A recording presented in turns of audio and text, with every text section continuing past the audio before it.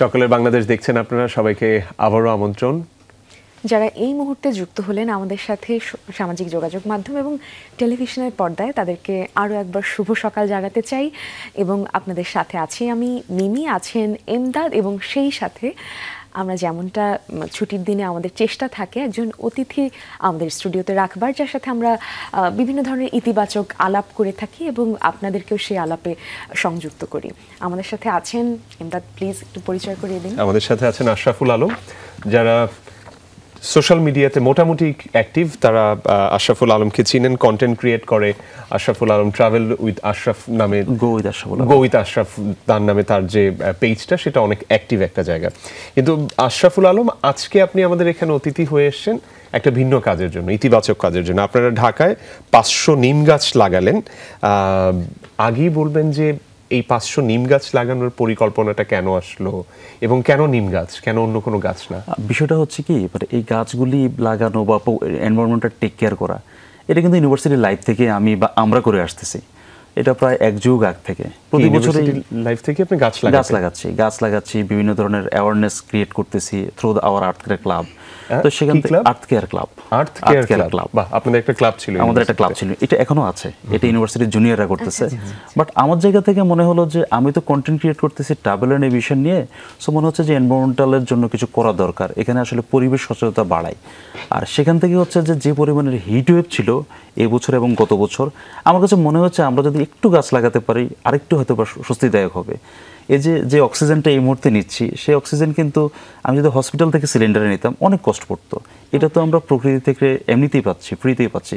So কেন নয় যে আমি আমার অক্সিজেনের যোগান আমি নিজেই দিই না কেন? সো এটা তো আমার কাছে মনে হয় যে এটা আমার বেঁচে থাকার একটা দায়, যে আমাকে আমার অক্সিজেনের যোগান দিতে হবে। আর নিম গাছের প্রসঙ্গে যেটা বললেন, আসলে নিম গাছ হচ্ছে গাছেদের ডাক্তার এবং এটা একটা এয়ার পিউরিফাইং প্লান্ট, মানে হচ্ছে যে বাতাসকে শোধন করে, পাশাপাশি আশেপাশে যে গাছগুলি থাকে সেগুলোকে আসলে খুব ভালো রাখে। এই ধারণা থেকে আসলে আমরা নিম গাছের একটা প্ল্যান করি এবং ফাইনালি আমরা 1 সপ্তাহের মতো সময় নিয়ে নিম গাছ লাগাতে পেরেছি। এই 500 নিম গাছ কোন জায়গাগুলো সিলেক্ট করলেন, কিভাবে আমরা সিলেক্ট করলাম হচ্ছে আমাদেরই এক বন্ধু, মিশন গ্রিন বাংলাদেশ নামে আহসান রনি, ও খুব ভালো কাজ করছে। ওর হেল্প নিয়ে ঢাকা বিশ্ববিদ্যালয়ের কয়েকটা হল এবং গুলশান বনানীর লেক পার্টটায় আমরা সিলেক্ট করেছি। এর কারণ হচ্ছে আমরা কমিউনিটিকে ইনভলভ করতে চাই। দেখেন, আপনি হয়তো দেখবেন যে অনেকেই হচ্ছে যে গাছ লাগাচ্ছে, সেগুলো আসলে কিছুদিন পরে কিছু থাকতেছে, বেশিরভাগই থাকতেছে না পরিচর্যার অভাবে। সেখান থেকে আমরা ভাবলাম যে একটা যদি কমিউনিটিকে ইনভলভ করতে পারি, যে এই জায়গাটা আমার, এখানে এই গাছটা আমাকেই টেক কেয়ার করতে হবে। এটাকে আসলে আমরা অ্যাডপ্ট রোড নামে একটা কনসেপ্ট দিচ্ছি, যে এই রাস্তাটাকে আমি অ্যাডপ্ট করব, আমি টেক কেয়ার করব। সো এখান থেকে হচ্ছে যে আমরা একটু ব্যাখ্যা করবেন যে রাস্তাটা কে টেক কেয়ার করবে, মানে কে অ্যাডপ্ট করছে? লেটস সে আমার বাসা এখানে, আমার বাসার সামনে যে জায়গাটা, ডেফিনেটলি এটা আমাকে টেক কেয়ার করা উচিত। তো সেখান থেকে আমরা চিন্তা করলাম যে আমরা যদি ধরুন গুলশান বনানী লেকপাড়ে যে বাসাগুলি, এগুলোতে আমাদের কিছু ফ্রেন্ডস ভাইয়া বা আপুরা আছে, ওদেরকে নিয়ে যদি আমরা এই কাজটা করি, তারা টেক কেয়ার করতে পারবে। সো আমরা তাদেরকে ইনভলভ করে গাছগুলি লাগালাম। গাছের পাশে আমরা আপনার বেড়া দিলাম যাতে করে নষ্ট না হয়, এবং অ্যাটলিস্ট একদিন পর আমরা পানি আসলে দেওয়ার চেষ্টা করছি বা টেক কেয়ার করার চেষ্টা করছি, সো দ্যাট আগামী 3-4 মাস যদি এভাবে চলে, শিকড় গজিয়ে যাবে এবং গাছগুলো খুব সুন্দর বেড়ে উঠবে। এরকম একটা কনসেপ্ট আমাদের। এবং গুলশান বনানীর যে পার্কগুলো আছে, এগুলো মোটামুটি ওয়েল মেইনটেইনড। এটা আসলে ওয়েল মেইনটেইন বললে হয় কি, যে পার্কগুলি ওয়েল মেইনটেইন, কিন্তু আমরা যদি লেক পার্ক দিয়ে যাই ততটা ওয়েল মেইনটেইন না। এখানে আরো কাজ করার অনেক সুযোগ আছে। আর বিশেষ করে কমিউনিটি থেকে কিন্তু এই কাজগুলো করার অনেক বেশি স্কোপ আছে। কারণ আপনি যদি যান যে গুলশান থেকে বনানী, যদি একেবারে লেকের পাশ দিয়ে হেঁটে যান, বাসার সামনে দিয়ে গলি দিয়ে, সেখানে কিন্তু অত বেশি মেইনটেইন নেই। তো আমাদের কাছে মনে হয়েছে দের ইজ এ স্কোপ, সেখানে আমরা এই কাজটা করি এবং একটু নিজেদের নিঃশ্বাসের ব্যবস্থা নিজেরাই করি। বাহ, খুব চমৎকার দুটো ধারণা আপনি আসলে দিলেন। অ্যাডপ্টেড রোড, এটা আমরা যেটা হয় যে কোনো প্রাণী হয়তো অ্যাডপ্ট করি, বা অনেকে যারা দেখা যায় নিঃসন্তান, তারা হয়তো সন্তান অ্যাডপ্ট করেন। তো নিজের আঙিনা যে সন্তানের মতন হতে পারে বা প্রিয় কিছু হতে পারে, এটা নিঃসন্দেহে, কারণ আমি যেখানটায় থাকছি সেটা দেখে রাখার, সেটা সুন্দর করে রাখবার দায়িত্বটাও তো আসলে আমারই। এবং আমার সাথে যদি আমি আমার চারপাশের বন্ধু বান্ধব এদেরকে জুড়ে নিতে পারি, তাহলে প্রত্যেকের জায়গা থেকে যখন প্রত্যেকে একটু একটু করে অ্যাডপ্টেড রোডের থিমের সাথে যুক্ত হবে, সেটা অনেকটা বড় পরিসরে কাজ করার একটা সুযোগ হবে। আমাদের কৃতজ্ঞতা জানবেন যমুনা টেলিভিশনের পক্ষ থেকে আপনার এই মহৎ উদ্যোগের জন্য। পাশাপাশি ভাইয়া আরেকটা বিষয়ে কথা বলতে চাচ্ছি। গ্রীষ্মের শুরুর দিকটাতে বেশ গরম পড়েছে এবার, এবং এটা প্রায় রেকর্ড ছাড়িয়ে যাওয়ার মতন গরম। তখন একটা আসলে হিড়িক পড়ে গিয়েছিল যে গাছ লাগাতে হবে, গাছ লাগাতে হবে। অনেকেই কিন্তু তখন গাছ লাগানোর জন্য দেখা যায় যে খুব গাছ বেশ সংখ্যক গাছ কিনে তারা বিভিন্ন জায়গায় লাগানোর একটা প্রচেষ্টাও করেছে। কিন্তু যারা আপনাদের মতন পরিবেশ সংরক্ষক বা যারা এই বিষয়টি ভালো বোঝেন তারা কিন্তু তখনই বলেছিলেন যে এটা আসলে গাছ লাগানোর উপযুক্ত সময় না। এখন কি আসলে গাছ লাগানোর সেই উপযুক্ত সময়টা, যেহেতু বর্ষাকাল? 100%। আমি সকালে যে আপনারা যখন বলছেন যে একটু বৃষ্টি হচ্ছে, পরিবেশটা খুব চমৎকার, আমার কাছে ভালো লাগছে যে আমরা গাছগুলি লাগালাম। একটু যদি বৃষ্টি হয় গাছগুলো একটু ভালো থাকবে। মানে গাছ লাগানোর পারফেক্ট সময় হচ্ছে বর্ষাকাল।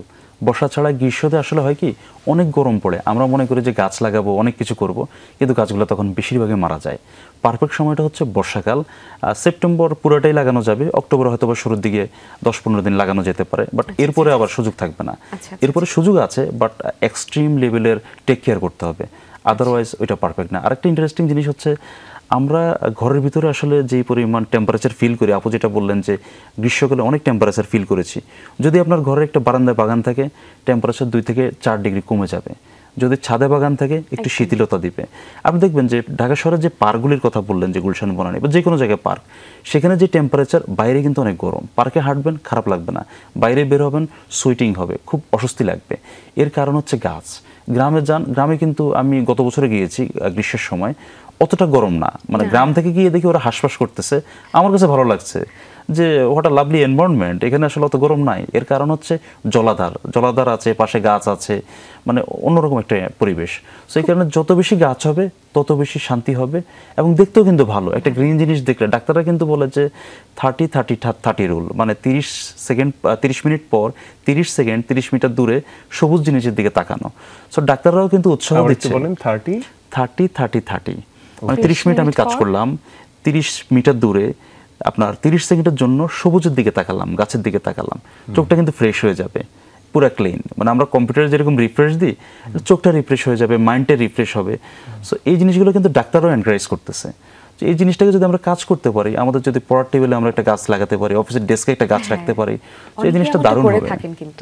এবং আপনাদের এখানে অনেক জায়গায় দেখলাম যে গাছ আছে। সো এই জিনিসটা আসলে যদি আমরা ধারণ করতে পারি, বাসায় বেডসেট টেবিলে গাছ দিতে পারি, তাহলে কিন্তু খুবই চমৎকার হবে। এবং খুব সস্তায় কিন্তু বেশ কিছু এয়ার পিউরিফাইং প্লান্ট আছে, মানে সে কার্বন ডাইঅক্সাইড শোষণ করবে এবং ক্ষতিকর জিনিসগুলো শোষণ করে ভালো ফ্রেশ অক্সিজেন দিবে। এগুলো কিন্তু মানে খুবই কম দামে পাওয়া যায়, নাম শুনলে অবাক হবেন, হয়তো বা মানি প্ল্যান্ট, স্নেক প্ল্যান্ট, আপু জানেন। সো এই জিনিসগুলো হচ্ছে যে যদি এই গাছগুলো আমরা লাগাই, বাতাস যেমন পরিশোধিত হচ্ছে, আমাদের চোখটা দেখতে ভালো লাগতেছে, আবার নিজেদের গাছের মানে নিজেদের অক্সিজেনের যোগান আমরা নিজেরাই দিতে পারতেছি। আপনি বলুন। আমরা যখন আপনি কথা বলছিলেন স্ক্রিনে আমরা আসলে দেখাচ্ছিলাম, তো আপনারা কি কোনো রোডকে অ্যাডাপ্ট করাতে পেরেছেন, নাকি গাছগুলোর আসলে টেক কেয়ার যারা করছে তাদেরকে ওই প্রজেক্টের আওতায় এনে এসেছে? আমরা এখন পর্যন্ত একটা রোডকে অ্যাডপ্ট করতে পারি নাই। আমরা হচ্ছে যে কমিউনিটি ইনভলভমেন্ট করে যেখানে গাছ লাগাচ্ছি সেখানে টেক কেয়ার করতেছি। এখন অ্যাডপ্ট করতে হয় অ্যাডপ্ট করতে গেলে হয় কি, আমরা জানেন যে একটা রোড অ্যাডপ্ট করতে গেলে, আমরা সেখানে টেক কেয়ার করতে গেলে অনেক ধরনের বিষয় চলে আসে, পারমিশনের বিষয়। বাট আমরা চেষ্টা করতেছি আমাদের আশেপাশে যেই কমিউনিটিগুলো আছে সেই রাস্তাগুলোকে আনঅফিসিয়ালি অ্যাডপ্ট করা। কারণ আমি যখন অফিসিয়ালি অ্যাডপ্ট বলবো, সিটি কর্পোরেশন পারমিশন থাকতে পারে বা হচ্ছে রোডস অ্যান্ড হাইওয়ের পারমিশন থাকতে পারে, বাট আমি ওই অ্যাডপ্ট করে আসলে পাবলিসিটি তো আমার দরকার নাই। আমার দরকার হচ্ছে যে আমি অ্যাডপ্ট করলাম, গাছ লাগালাম, আমরা ভালো থাকলাম, গাছটা যাতে বেড়ে ওঠে। আমাদের দরকার হচ্ছে রেজাল্ট। সেখানে আসলে পাবলিসিটির যে খুব বেশি দরকার আছে বিষয়টা তা না। বিষয়টা হচ্ছে আমি কি করছি, দেশের জন্য কি করছি, সোসাইটির জন্য কি করছি।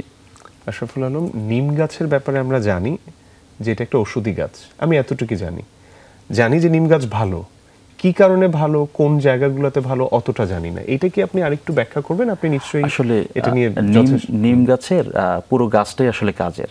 যেমন ওষুধি যেটা নিম গাছের পাতা কাজের, নিম গাছের যেই গাছের ডাল এবং চামড়া এগুলো কাজের। আবার নিম গাছ দিয়ে কিন্তু অনেকে ফার্নিচারও তৈরি করে। এই নিম গাছের ফার্নিচার কিন্তু ওই পোকা বা ঘুণে হচ্ছে যে নষ্ট হয় না। সো পুরো গাছটাই কিন্তু খুব কাজের এবং বিভিন্ন ধরনের আপনার অসুখে কিন্তু খুব কাজে দেয় নিম গাছের যে রস সেটা। এর বাইরেও আপনার অনেকে কিন্তু দাঁতের প্রবলেমের জন্য নিম গাছের ডাল দিয়ে অনেক সময় আমরা মেসওয়াক করতে দেখি। তো আলটিমেটলি হয় কি পুরো গাছটাই কাজের। না করি অনেকে কিন্তু নিম ফলটাকেও হচ্ছে ঔষধি হিসেবে খেয়ে থাকে, মানে পুরো নিম গাছটাই কাজের। একদম। মানে যে গাছগুলো এখন লাগালেন কি মনে করেন ওর লাইফ সাইকেল? আমরা স্ক্রিনে যেটা দেখলাম মোটামুটি ছোট গাছ লাগিয়েছেন। ছোট গাছ লাগিয়েছি আমরা। এটা কতদিনের ভিতর বেড়ে উঠবে বলে? এটা অ্যাটলিস্ট 3 মাস লাগবে হচ্ছে শিকড়গুলো ভালোভাবে মাটিতে ছড়াতে। সো আমরা যদি এই সময়টা খুব ভালোভাবে টেক কেয়ার করতে পারি তাহলে আর মনে হয় না যে খুব বেশি টেক কেয়ার পরে করতে হবে। হ্যাঁ হবে, হয়তো বা সপ্তাহে একদিন বা মাসে একদিন। তো যে কারণে আমরা কয়েক হাজার গাছ লাগানোর স্কোপ আমাদের ছিল, অনেকে আমাকে প্যাট্রোনাইজ করতে চেয়েছে, বাট আমরা 500 ইনিশিয়ালি লাগিয়েছি। এর কারণ হচ্ছে যে আমরা এটাকে আগে বেড়ে উঠি। যেমন সামনে আমার গ্রামে লাগানোর ইচ্ছা আছে, বন্যার পানি প্রচণ্ড আকারে সব জায়গায়, বিশেষ করে আমাদের ওইদিকে পানি নেমে গেলে কিন্তু এই পারফেক্ট সময়টা আসবে, কারণ অনেক গাছ নষ্ট হয়ে যাবে। সো সেখানে আমরা রিস্টোর করব। মানে আমরা যেটাই করতে চাই আমরা কমিউনিটিকে ইনভলভ করি, যাতে করে তারাই টেক কেয়ার করে, তাদেরকে ওনারশিপ দেয়া যে এই গাছটা তোমার। মানে আপনারা যে জায়গাগুলো করেন এগুলো করেন হচ্ছে ওপেন জায়গাতে, যেই জায়গার কোনো মালিকানা ওইভাবে সরকার বাদে কেউ নাই, যেন গাছ লাগানো যায়। কেউ যদি ধরেন এই শো দেখে ইন্টারেস্টেড হয় যে আমিও নিম গাছ লাগাবো, তাইলে তার আসলে কি জ্ঞান থাকার দরকার আছে? কতটুক জায়গা লাগে, কি জাতীয় পরিবেশে লাগাতে হয়? আসলে গাছ লাগানোর জন্য যে খুব বেশি নলেজের প্রয়োজন আছে বিষয়টা তা না। মানে মোটামুটি 4 থেকে 5 ফিট ডিস্টেন্সে গাছের ধরন অনুযায়ী গাছ লাগানো যায়। সো এটা ছাদেও যেরকম লাগানো যায় বড় টবে, আমরা অনেক সময় হয় কি ওই যে ফল খাই না, আমের সময় আম, আমি কিন্তু সেগুলো রেখে দিই, ওই যে ক্যারেটগুলো, সেগুলোতে মাটি কালেকশন করে বাসার পাশে নার্সারি থেকে খুব ইজিলি মাটি নিয়ে আসা যায়। এবং বর্তমানে অনেক ফেসবুক পেজ বা অনলাইন সার্ভিস আছে যারা ফোন করলে মাটি দিয়ে যায়। জাস্ট একটা গাছ এনে লাগিয়ে দিলাম। সো ছাদেও কিছু গাছ লাগানো যেতে পারে, ছাদ বাগান যেটা, বারান্দায় লাগানো যেতে পারে, এবং হচ্ছে যে বাসার সামনে বা পাশে ডিভাইডারও গাছ লাগানো যেতে পারে। মানে মোটামুটি 5 থেকে 7 ফিট জায়গার মধ্যে গাছের ধরন অনুযায়ী এক একটা গাছ লাগানো যেতে পারে। জাস্ট মাটি খুঁড়ে গাছটা বসিয়ে দিলেই হলো।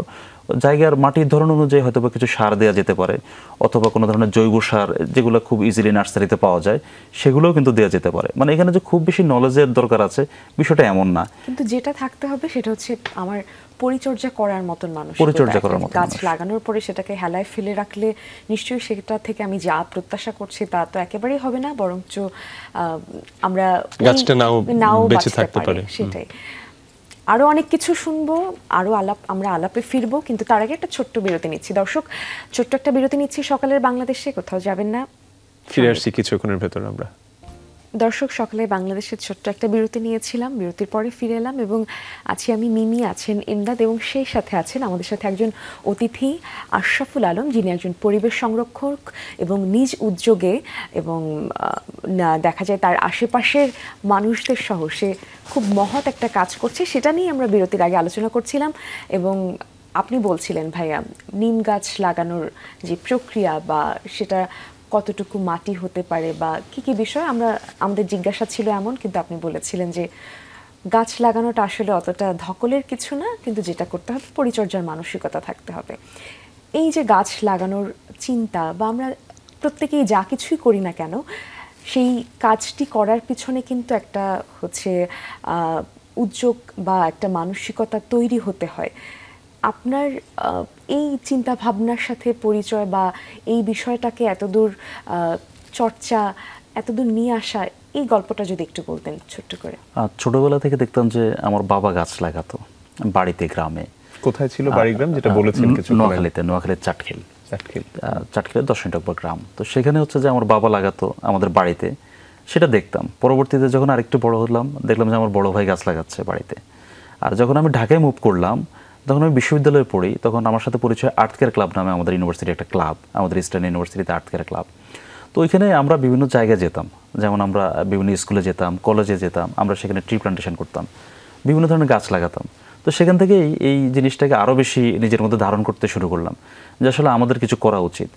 তো মানে শুধুমাত্র গাছ লাগিয়ে না, আমরা একটা ক্যাম্পেইনও করেছিলাম 2014-তে প্রবাবলি, সেখানে হচ্ছে ফ্রি এয়ার ট্রি আমরা কয়েকটা সংগঠন মিলে করেছিলাম। এই কনসেপ্টটা আমাদের ফ্রি এয়ার ট্রি। আপনি দেখবেন যে গাছে কিন্তু প্রচুর বিজ্ঞাপন থাকে, প্রচুর পরিমাণে পেরেক দিয়ে সাইনবোর্ড লাগানো থাকে, লিফলেটস লাগানো থাকে। একটা গাছে যদি এই পরিমাণে থাকে, গাছটা কিন্তু মারা যায় অথবা হচ্ছে যে নষ্ট হয়ে যায়। তো আমরা ধানমন্ডির লেকে প্রায় 400 ভলেন্টিয়ার, বিভিন্ন ইউনিভার্সিটির, প্রায় 8টা ইউনিভার্সিটির, আমরা এই গাছগুলোই কিন্তু মুক্ত করেছিলাম। মুক্ত করার মাধ্যমে হয়েছে কি, গাছগুলো তাদের নিঃশ্বাস নিতে পেরেছে। আমরা যেমন নিঃশ্বাস নিই, গাছেরও কিন্তু নিঃশ্বাস নিতে হয়। গাছ নেয় কার্বন ডাইঅক্সাইড, আমরা গাছ থেকে নিই হচ্ছে অক্সিজেন। তো গাছগুলোকে যখন আমরা মুক্ত করি তখন আমাদের মধ্যে আরও একটু ভালো লাগা কাজ করলো যে আমরা গাছ লাগাচ্ছি, গাছকে মুক্ত করতেছি, গাছকে টেক কেয়ার করতেছি। তো সেখান থেকে আসলে এই কাজগুলোকে আরও বেশি অনুপ্রাণিত হওয়া এবং করা। মাঝখানে কয়েকটা বছর লাগিয়েছি খুব অল্প পরিমাণে, হয়তো বাসায় বা বাসার ছাদে, বাট এবারে কিন্তু একটা লার্জ স্কেলে বেশ গাছ লাগালাম। এবারে ইচ্ছে ছিল আরও বেশি লাগানোর। আমার কাছে মনে হয়েছে 1000-2000 হয়তো লাগাতে পারবো, কিন্তু টেক কেয়ার তো করতে হবে। আপনি যে গাছগুলো লাগালেন প্রায় 500-র মতো গাছ, এটার ফাইন্যান্সিংটা কিভাবে, অর্থায়নের বিষয়টা? আচ্ছা, এই গাছগুলো আমি যখন লাগাবো চিন্তা করেছি, আমি চিন্তা করলাম যে 50টা বা 100টা লাগাই নিজের কাছ থেকেই কিছু দিয়ে। পরে হঠাৎ মাথায় আসলো যে কাউকে ইনভলভ করি। পরে SMS এনভায়রনমেন্টাল অ্যালায়েন্স নামে একটা গ্রুপ আছে, ওরা হচ্ছে যে এই ধরনের কাজগুলো করে, মূলত তারা গ্রিন নিয়ে কাজ করে। সো ওদের কাছে যখন আমি চাইলাম, আমার পরিচিত ছিল, বললাম যে আমি এরকম কাজ করতে চাই, তোমরা কি ইনভলভ হবা কিনা? ওরা বললো যে ফাইন, আমরা 500 নিম গাছ বা 1000 যাই লাগে আমরা দিতে পারবো। আমি বললাম যে 1000 দেওয়ার দরকার না, আগে 500টা লাগাই, 500টা টিকুক, তারপরে হচ্ছে যে আমরা এটাকে আরও সংখ্যা বাড়াবো। ওরা এগিয়ে আসলো। তো ওরা আমাকে গাছ দিল। এখন গাছ লাগানোর জন্য তো আমার ভলেন্টিয়ার লাগবে বা টেক কেয়ার করার জন্য লাগবে। পরে আমরা মিশন গ্রিন বাংলাদেশের কাছে গেলাম, ওদেরকে গিয়ে বললাম যে তোমরা তো অনেকগুলা গাছ নিয়ে কাজ করতেছো, টেক কেয়ার করো, সো আমরা মনে হয় জয়েন্টলি কিছু করতে পারি। এবং সেখান থেকে আমরা কমিউনিটির সাথে ইনভলভ হলাম। যেমন গুলশানে আমার সাথে মানে খুবই ইন্টারেস্টিং মাহমুদ ভাই বলে একজন আছে, মানে আমার কাছে ওনাকে দেখলে কিন্তু খুব মানে একটা অবাক মানুষ মনে হয়। উনি বিদেশে থাকার কথা, উনি বিদেশে সেটেল, বাট ঢাকায় কিন্তু উনি থাকে কিছুটা সময়। এই সময়টা উনি গাছ লাগায় প্রায় ওইখানে 2 থেকে 2.5 কিলোমিটারের মতো গাছ উনি গত 2.5 বছরে লাগিয়েছে। তবে আমরা এই বছরে প্রায় 0.5 কিলোমিটারের মতো লাগিয়েছি একসাথে, গুলশান বনানী লেক পাড়ে। সো উনাকে দেখে যে মানে উনি কিন্তু অনেক বয়স্ক, প্রায় 55-60 মতো হবে, কিন্তু উনি নিজে গাছ লাগাচ্ছে। এবং দেখা যায় যে আমাদের গাছগুলোতে ছোট ছোট বাচ্চারা আসছে, হয়তো বাচ্চার বয়স 4 বছর 5 বছর, এবং বিশেষ করে বিভিন্ন ফরেনাররা আসছে, বিভিন্ন অ্যাম্বাসির লোকজন আসছে, তারা আমরা একসাথে লাগাচ্ছি। এবং আমার কাছে অবাক লাগে যে আমরা ছোট বাচ্চাদেরকে বলি যে মাটি ধরো না, যেও না, কিন্তু বিদেশিরা বলে যে আসো একসাথে গাছ লাগাই। তাদেরকে এখনই শিখাচ্ছে যে কিভাবে গাছ লাগাতে হবে, গাছ কি দেয়, কিভাবে আমরা অক্সিজেন নিই, পুরো ইকোসিস্টেমটা তাদেরকে একটা ধারণা দিচ্ছে। আমরা সবাই মিলে যখন গাছ লাগাচ্ছি, এটা ভিন্ন একটা মাত্রা দিচ্ছে। আর এগুলো যখন আমি আমার পেজে পোস্ট করতেছি, তখন আলটিমেটলি হয় কি, অনেকেই আমাকে নক দিচ্ছে যে আমিও লাগাতে চাই, আমিও একটু টেক কেয়ার করতে চাই, আমিও এই সবুজের অংশীদার হতে চাই। তো এই জিনিসটা খুবই ইন্টারেস্টিং যে আমরা একটা কমিউনিটি ইনভলভ করে এই কাজগুলো করতেছি, এবং মোটামুটি সবারই বাসা ওইদিকে। এতে করে হয় কি, আসা যাওয়ার পথে কিন্তু সে গাছটাকে দেখতে পাচ্ছে, পরিচর্যা করতে পারছে। ওনারশিপ চলে আসলে যেটা হয়, সে যখন ভাবে যে এটারও অংশ। আপনি যেটা বললেন আপনার পেজের ব্যাপারে একটু বলেন আমাদেরকে। আপনি সম্ভবত ভ্রমণ ও অ্যাভিয়েশন বিষয়ক, পরিবেশ ভ্রমণ অ্যাভিয়েশন বিষয়ক go with Ashraful Alam.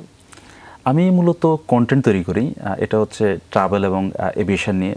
Travel জিনিসটা আসলে শুধুমাত্র ট্রাভেল কেন্দ্রিক না থেকে আমি যে কাজটা করি, এখানে পরিবেশ সম্পর্কে একটু সচেতনতা দিতে চেষ্টা করি। যেমন গত কয়েক বছর আগে সেন্ট মার্টিন গেলাম, সেখানে গিয়ে দেখলাম যে আপনার ছেনাদ্বীপ যে অংশটা, সেন্ট মার্টিনের দক্ষিণাংশ, মানে সেখানেও গিয়ে দেখি যে ময়লা, তারপরে হচ্ছে যে কেউ পলিথিন ফেলতেছে, চিপসের প্যাকেট ফেলতেছে। গত বছর আগের বছর কুয়াকাটা গেলাম, মানে কুয়াকাটা হতে পারতো কিন্তু বাংলাদেশের অন্যতম পর্যটন নগরী যদি আমরা বলি, কিন্তু বাস্তবে হচ্ছে যে সেখানে গিয়ে আমাদের কাছে খুব খারাপ লেগেছে। মানুষ এত পরিমাণে নোংরা করে, আসলে আমরা সচেতন না। এই যে কালকে বাসায় যাওয়ার সময় দেখলাম যে একজন হচ্ছে যে মানে চুইংগাম খেয়ে চিপসের প্যাকেটটা ফেলে দিচ্ছে, চুইংগামের প্যাকেট ফেলে দিচ্ছে, চিপস ফেলে দিচ্ছে। তো এই জিনিসগুলো হয় কি, মানে আমরা কিন্তু অ্যালার্ট না হলে এটা পসিবল না। আমরা যতই আসলে কিভাবে অ্যালার্ট হব আশরাফুল আলম, এটা দুইভাবে করা যায়। একটা হচ্ছে যে আমাদের লেভেলে আমরা অ্যাওয়ারনেস তৈরি করতে পারি, যেমন আমি আমার কন্টেন্টের থ্রুতে অ্যাওয়ারনেস তৈরি করতেছি, আমি চেষ্টা করি। আমি এটা কিন্তু আপনি যেটা বললেন, যেই ভদ্রলোক এটা ফেললো, আমি দেখেছি তিনি খারাপ এটা কিন্তু না, তিনি আসলে জানেন না, হ্যাবিটটাও আসলে তিনি আসলে জানেনই না। এই বেসিক ম্যানার্স, এটিকেট, এই জিনিসগুলো আসলে আমাদের ভেতর নাই। ছেড়া দ্বীপের কথা যেটা বললেন, আসলে মানুষ ওখানে গিয়ে কোকের ক্যান থেকে শুরু করে কি ফেলে না, এখন ফেলে না তার যে মনে অনেক দোষ নিয়ে ফেলে সেটা না, কিন্তু সে আসলে জানেই না যে এটা আসলে এখানে ফেলতে হয় না। এটা ছেড়া দ্বীপ কেন, আপনি ঢাকাতে গুলশান বনানীতে আপনি যখন যেখানে করছেন, ওখানেও কিন্তু দেখবেন হতে পারে পার্কের ভেতরে যারা হাঁটে সকালের বেলা, তারা ওখানকার কমিউনিটি, তাদের সুযোগ হয়েছে বিভিন্ন এক্সপোজারের, তারা না করলেও হয়। মানে এইটা নিয়ে আপনারা যারা সোশ্যালি মানে ইনফ্লুয়েন্সার বলতে পারি আপনাদেরকে আমরা, আপনাদের কিন্তু এখানে একটা বলিষ্ঠ ভূমিকা রাখার সুযোগ আছে। আপনি কি বলেন এটাকে? অবশ্যই আমি আপনার সাথে একমত। এর কারণ হচ্ছে আমি আমার কন্টেন্টে কিন্তু বলে থাকি যে দেখেন এই জায়গাটা যদি এটা না হতো তাহলে কেমন হতো, এবং অ্যাওয়ার করার চেষ্টা করি। আমাদের আসলে কমিউনিটি বা যাই বলেন ইনফ্লুয়েন্সার অন্তত 20-30 বা আরও বেশি থাকতে পারে, সবাইকে সব জায়গা থেকে অ্যাওয়ার্ড করতে হবে। মানে একটা জায়গায় ঘুরতে গেলাম, একটা ট্রাভেল কিভাবে করে, প্লেসটা কীরকম, শুধুমাত্র এটা না দেখিয়ে এটার পাশাপাশি যে ক্লিন করে রাখতে হবে সেটাও দেখানো উচিত। এর কারণ হচ্ছে আমি যদি আমার চারপাশটা পরিষ্কার না রাখি, আলটিমেটলি আমার কিন্তু চারপাশ কিন্তু আমাকে পরিষ্কার রাখবে না।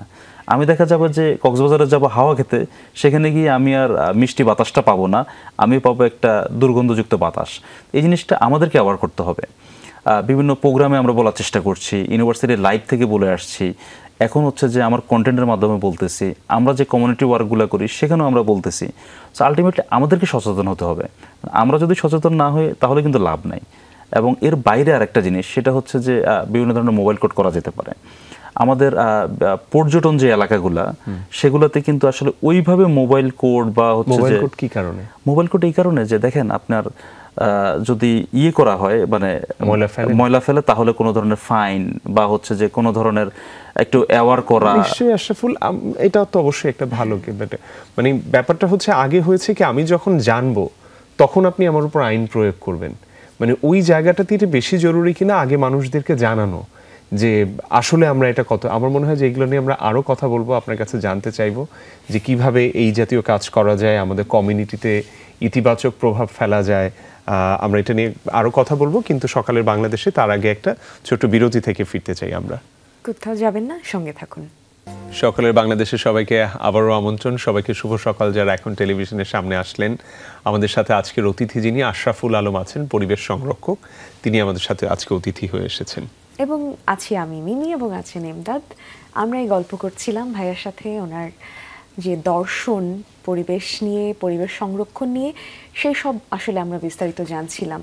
এবং আমরা যে বিষয়টা ভাই আপনি বললেন, বিভিন্ন জায়গায় আপনি হচ্ছে কন্টেন্ট তৈরি করে থাকেন যেটা আপনার পেজের মাধ্যমে, এবং যেটা আমরা আসলে টেকসই পর্যটনের কথা যদি জানতে চাই, যে আমি কিন্তু শুরুতে আসলে পর্যটন এবং হচ্ছে অ্যাভিয়েশন শুনে আমি একদমই বুঝতে পারিনি যে আপনার চিন্তাধারাকে আপনি কিভাবে এটার সাথে, ভ্রমণকে কিভাবে পরিবেশ সংরক্ষণের সাথে যুক্ত করেছেন। যে সেখানকার যারা হচ্ছে ভ্রমণ পিপাসু মানুষজন আছেন, তারা যেমন প্রকৃতিকে উপভোগ করতে যান, তেমনি তাদের কিছু দায়িত্বও থাকে তাদের তরফ থেকে, যে জায়গাটা নোংরা না করা, জায়গাটা পরিচ্ছন্ন রাখা, প্লাস্টিক যত্রতত্র না ফেলা, এই ধরনের বিষয়গুলো সেখানে চলে আসে।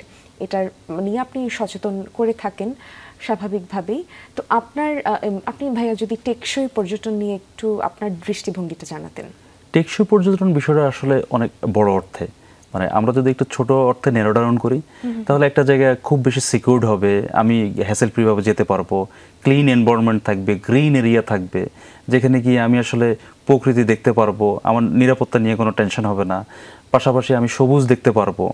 তো এই বিষয়গুলো আসলে যখন কন্টিনিউয়াসলি চলতে থাকবে তখনই এটাকে আসলে আমরা টেকসই পর্যটন বলতে পারি। যেমন আমরা হচ্ছে যে আপনি যদি চিন্তা করেন যে কক্সবাজার যদি যান, কক্সবাজার, লাবণী, সুগন্ধা, ইনানি, এই দিকটাতে কিন্তু দিনের বেলা এবং রাতের বেলাও ঘোরা যায়। কিন্তু যদি মেরিন ড্রাইভের দিকে যান, রাতের বেলা কিন্তু সাধারণত যাওয়া হয় না, বা ওইদিকে অনেক সুন্দর সুন্দর বিচ আছে, সেগুলো কিন্তু আসলে খুবই সুন্দর, কিন্তু ওইখানে কোনো লাইফ গার্ড নাই। সো ওইখানেও যদি লাইফ গার্ড থাকে এবং সিকিউরিটির ব্যবস্থা থাকে, আমরা কিন্তু দিনের রাতে যে কোনো সময় যেতে পারবো। পাশাপাশি হচ্ছে যে শহরের ভিতরে যে জায়গাগুলি আছে, মানে লাবণী, সুগন্ধা, এগুলোতে কিন্তু লাইফ গার্ড আছে। পাশাপাশি যদি মানুষকে অ্যাওয়ার করার জন্য পর্যাপ্ত কিন্তু বিন আছে, কিটকট খাটগুলো যেখানে থাকে তার পিছনেই কিন্তু প্রতিটা খাটের সাথে ম্যান্ডেটরি একটা করে বিন আছে, কিন্তু সেখানে না ফেলে আমরা কিন্তু সামনে ফেলতেছি বা পাশে ফেলতেছি। তো এই জিনিসগুলোকে আসলে কিন্তু অ্যাওয়ার করতে হবে।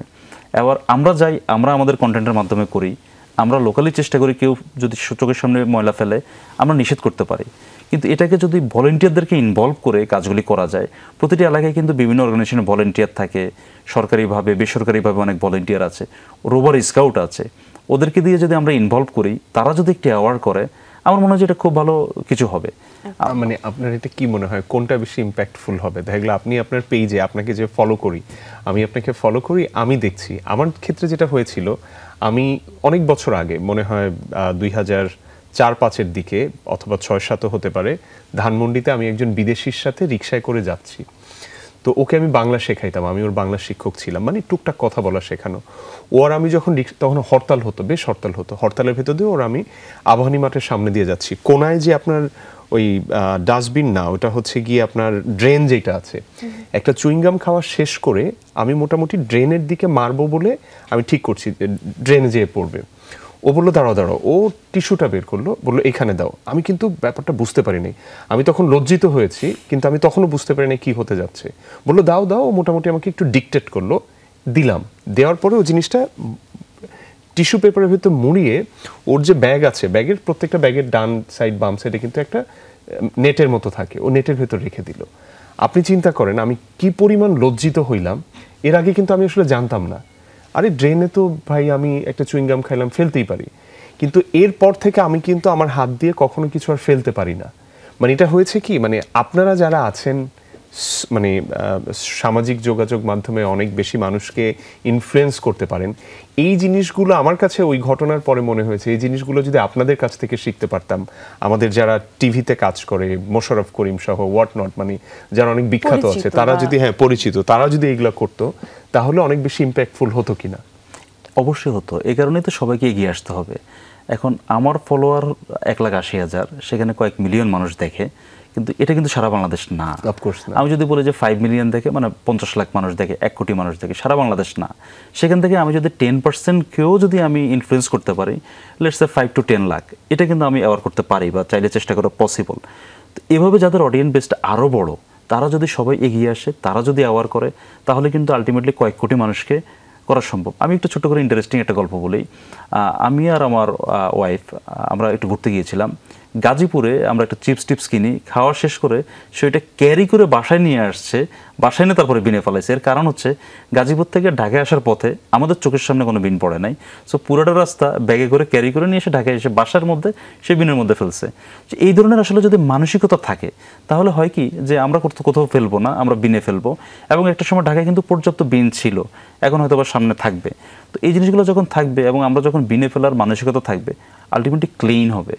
সো এই জিনিসটা কিন্তু দরকার। আমি আমার জায়গা থেকে, আপনি আপনার জায়গা থেকে, আপু আপনার জায়গা থেকে, সবাই যদি সবার জায়গা থেকে একটু এগিয়ে আসি, সবার আশেপাশেই কিন্তু ছোট বড় অনেক অডিয়েন্স বেজ আছে।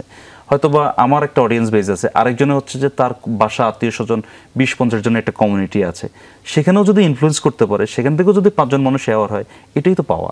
মানে সর্বোপরি আসলে এই চর্চাটা আসলে পরিবার হোক বা নিজের বিদ্যালয়ের বা হচ্ছে ক্যাম্পাসের কোনো একটা নির্দিষ্ট সার্কেল হোক, এই চর্চাটা আসলে সবার মধ্যে মানে ছড়িয়ে যাওয়া উচিত আমার মনে হয়।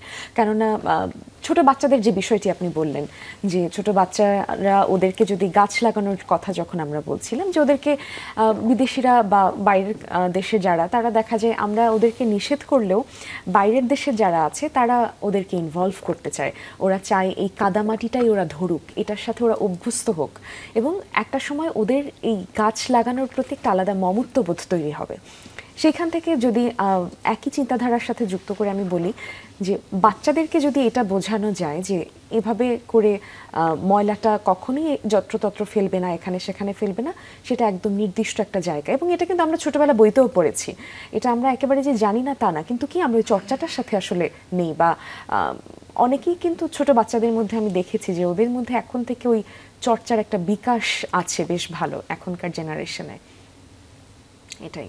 আর আপনার কাছ থেকে আর একটা বিষয় ভাইয়া জানবার, যে আপনি বলছিলেন যে ভলান্টিয়ারদেরকে যদি যুক্ত করা যেত আপনার যে স্বপ্ন বাংলাদেশকে নিয়ে, বা আপনাদের মতন, আমরাও আপনাদের মতন অবশ্যই হতে চাই, কিন্তু আপনাদের মতন যারা হচ্ছে স্বপ্নবাজ মানুষ, যারা একটা সবুজ বাংলাদেশ গড়তে কাজ করে যাচ্ছেন, নিশ্চয়ই আমাদের সেখানটাতে একটা খামতি আছে। তো তরুণদেরকে কিভাবে সেই চিন্তাধারার সাথে যুক্ত করা যায়? এখনকার প্রেক্ষাপট নিয়েই যদি আপনি বলেন যে আমাদের গত 2 মাসের প্রেক্ষাপটে আমরা তরুণদের যে অংশগ্রহণ দেখলাম, তরুণদেরকে কিভাবে এটার সাথে যুক্ত করা যায়? এটাকে আসলে ন্যাশনাল লেভেল থেকে কাজ করতে হবে। আমি ধরেন আমার ফলোয়ারদেরকে বলছি, সবাই সবার ফলোয়ার থেকে বলছে, কিন্তু আপনি যদি একটু দেখেন যে সরকারের একটা বিশাল নেটওয়ার্ক আছে সারা বাংলাদেশে, এটা পরিবেশ অধিদপ্তর হোক অথবা কৃষি হোক। কৃষিতে কিন্তু একটা ইন্টারেস্টিং হচ্ছে কি, প্রতিটা ডিভিশন, ডিস্ট্রিক্ট, উপজেলা, ইভেন গ্রাম সরকারি প্রতিনিধি আছে যারা কাজ করে, এবং গ্রামেও কিন্তু ব্লক সুপারভাইজার থাকে, যে সে একটা ব্লক নিয়ে এরকম একটা ব্লক সুপারভাইজার। তো ওদেরকে যদি ইনভলভ করা যায়, তাদেরকে যদি গাছ লাগানো বা গাছের টেক কেয়ার করাতে আরও বেশি ইনফ্লুয়েন্স করা যায়, সো এটা কিন্তু দারুণ হয়।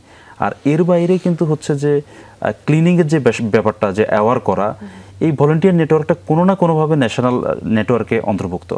আমাদের গভর্নমেন্ট যদি একটা ডিক্লেয়ার দেয় যে আমরা এরকম 3 মাসের একটা ক্যাম্পেইন চালু করলাম যেখানে আমরা সবাইকে অ্যাওয়ার করব, তো সরকার কিন্তু সরকারি লেভেল থেকে প্রতিটি স্কুলে বলতে পারে, primary school, high school, college, university, এটাকে একটা এজেন্ডা হিসেবে নিতে হবে, প্রজেক্ট বেসিসে এই কাজটা করতে হবে। এবং যদি রোভার স্কাউট বলি, এটা কিন্তু তারপরে বিএনসিসি ক্যাডেটরা আছে, তারপরে বিভিন্ন যেমন রেড ক্রিসেন্ট, তারপরে আরও অনেক ধরনের সোসাইটি আছে, এদেরকে যদি আমরা ন্যাশনাল লেভেল থেকে যে একটা প্রজেক্ট আকারে নিই যে আগামী 3 মাস আমরা নিজেরা কোথাও ময়লা ফেলবো না এবং আমাদের সামনে যারা আসবে তাদেরকে অ্যাওয়ার করব, প্রতিটা ভলেন্টিয়ার নেটওয়ার্ক তাদের জায়গা অনুসারে। যেমন মাঝখানে ছাত্ররা কিন্তু ট্রাফিক খুব সুন্দরভাবে করলো এবং এটার সাথে কিন্তু অনেক ধরনের স্টুডেন্ট অর্গানাইজেশনও যুক্ত ছিল, যেমন রোভার স্কাউট, বিএনসিসি ক্যাডেটরা। এরকম যদি একটা প্রজেক্ট বেসিসে নেওয়া যায় যে আমরা 3 মাস বা 6 মাসের, তাহলে কিন্তু ওই 3 মাস বা 6 মাসে যে হ্যাবিটটা হয়ে যাবে, এটা আমার মনে হয় না যে কয়েক বছরও যাবে। আর যদি একবারে হ্যাবিট করানো যায় তাহলে কিন্তু হ্যাবিটটা সবসময় থাকবে। একটা বাঙালি মানুষ যখন দেশের বাইরে যায়, উন্নত রাষ্ট্রে যায়, ইউরোপ আমেরিকাতে, তখন কিন্তু হয় কি সে সিস্টেমের সাথে অটোমেটিক্যালি ইনভলভ হয়ে যায়, সে কিন্তু কোথাও ময়লা ফেলে না, সে একটু সোশ্যাল অ্যাক্টিভিটিসও জড়াতে চায়। এর কারণ হচ্ছে সিস্টেম। সো আমাদেরকে আসলে এই প্রজেক্ট বেসিসে ডিক্লেয়ার করতে হবে ন্যাশনাল লেভেল থেকে। মানে আমি হয়তো বা কিছু বলতে পারবো মানুষকে, আপনি বলতে পারবেন, আমরা হয়তো বা 50 লাখ 1 কোটি মানুষকে সচেতন করতে পারবো, কিন্তু সারা বাংলাদেশের মানুষকে যদি সচেতন করতে হয় তাহলে সম্মিলিতভাবে কাজ করতে হবে। স্কুল ইউনিভার্সিটিগুলোতেও কাজ করতে হবে, ভলান্টিয়ার টিমেও কাজ করতে হবে, সর্বোপরি কাজ করতে হবে। আমরা সেটাই চাই। এই কাজটা আসলে আমাদের জন্য এখন ভীষণ দরকার। আমরা শুধু দেশে না, আমরা যখন বাইরে যাই তখন আসলে বোঝা যায় যে এই জায়গাতে আমাদের বড় ঘাটতি আছে।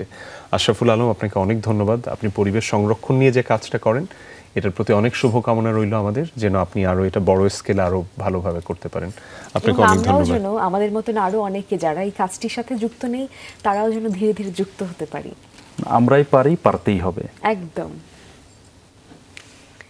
দর্শক, বাংলাদেশটা যেহেতু আমাদের, সুতরাং একে পরিচর্যা করে সুন্দর করে রাখবার দায়িত্বটাও আমাদের। কথা হচ্ছিল অতিথি আশরাফুল আলমের সাথে, তার কাছ থেকে বিভিন্ন বিষয়ে আমরা জানলাম দেশটাকে সুন্দর করে সাজাতে, সবুজে ভরিয়ে দিতে কি কি করতে পারি আমরা। আজকের মতো এখানেই শেষ করছি। আবারও দেখা হবে আগামী সকালে, যদি সূর্য ওঠে আমরা অবশ্যই হাজির হব। শুভ সকাল সবাইকে। আবারও শুভ সকাল। আজকের দিনটা অনেক সুন্দর হোক।